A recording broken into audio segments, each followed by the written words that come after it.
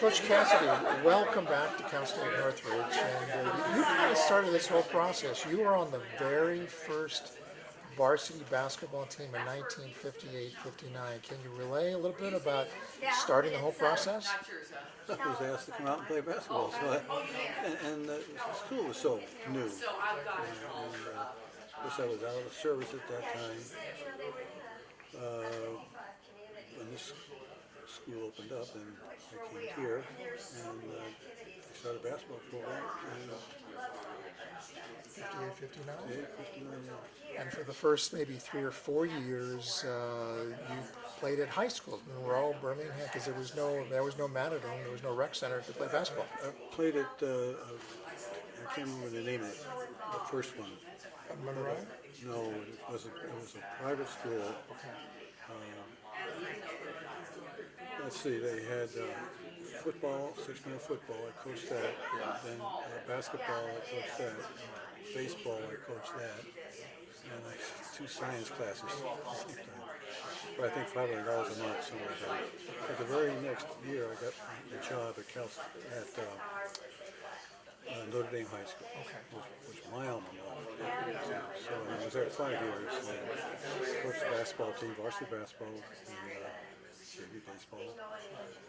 3 world history classes, 2 U.S. history classes, and a study hall. Yes. And then this opportunity opened up for me, and I was very pleased with Notre Dame because it was my alma mater too. That's when I was asked to be a part of this university. Good science for 31 years.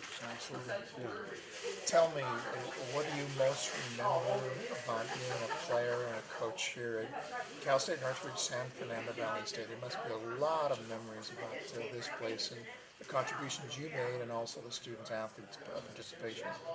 Well, being here, you were a coach and a teacher, and then you had to serve on some things that the administration wanted you to do too in the physical education department. But I loved coaching, and of course I had a very dear friend with Coach Wooden. Anytime there was a problem, I'd always go to Coach, and he'd always help me out, educate me more and more. It was a blessing, it really was. But I loved to be here. I always wanted to be a coach and a teacher from the 8th grade on. So in that manner, just being here, being able to coach and teach and be in sports, and both in basketball here and wrestling. I love the game of baseball too. So coming here, being asked to come here, just with 6 years of high school ball and be able to come here, that was a blessing. And the years went on, it was more, it gets better and better. And you're doing what you want to do all your life. And that was great. I wish we had a lot more money so we could do a lot of people. But that's the way life goes.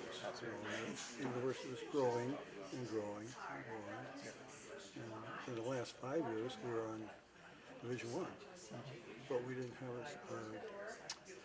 a league to be in Division I. Bob Heaton put this all together. And we struggled very much.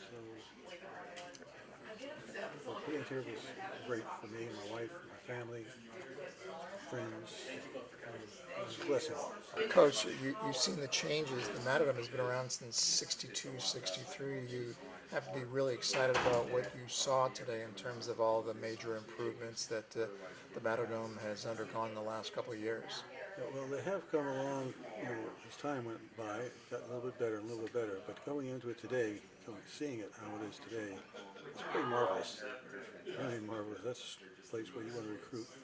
Right then, look at that gym. For one thing, there's a lot of reasons you recruit people, but you want to show them what they're going to be playing in. So yeah, very, very nice. Good.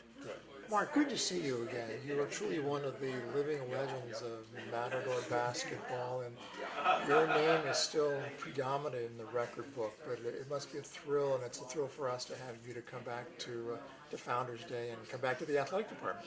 Well, it certainly is a thrill because I think almost everything good in my life today can somehow be connected to my experiences playing basketball at Cal State Northridge. My wife was a cheerleader here. That's how we met. We have 2 children that wouldn't exist if it weren't for that experience, and 1 granddaughter who wouldn't exist if it weren't for that experience. So it's big to us, and it's also really rewarding to see. I came in not in the very first days of the program, but my freshman year, when I played on the freshman team, was the first year of what is now the Matador, the gym at that time. But I can remember looking at it for the first time and being in awe, because compared to the high school gyms, it was an awesome thing. And to see how it's grown and the new facility looks now, it's very impressive. The whole university is impressive to me, except I can't find my way around anymore. And of course, basketball is going to be exciting. It's a new era, and I think as a school ages, so to speak, a new era's come in, and it looks like there's going to be a bigger, better, exciting era for basketball here at Northridge. I'm very excited about it. Having Reggie Theus and new coaches come in, bringing what they bring to it, which will be quite a recruiting tool in itself. And the facilities changing, the whole approach changing. It's just a step up, and it's hope for the future. So I don't know what will happen, but I'm really excited to see it and witness what happens in the future.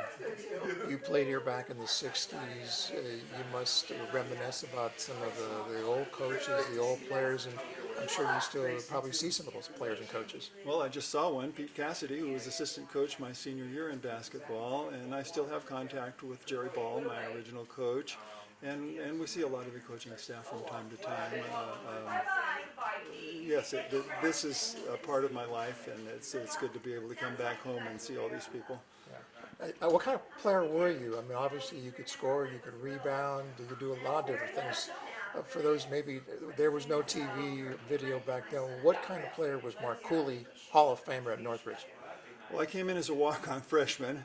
I wasn't much of a high school player, so I had to develop. I have to say that I was a dedicated player. I don't think I was an extremely athletically talented player, but I was a good shooter, and I developed my game, and I was single-minded about it, and ended up pretty good player by my senior year. But that's in those days I played a high post center at 6'6". Now I'm more like a guard size, and I'm not even 6'6" anymore.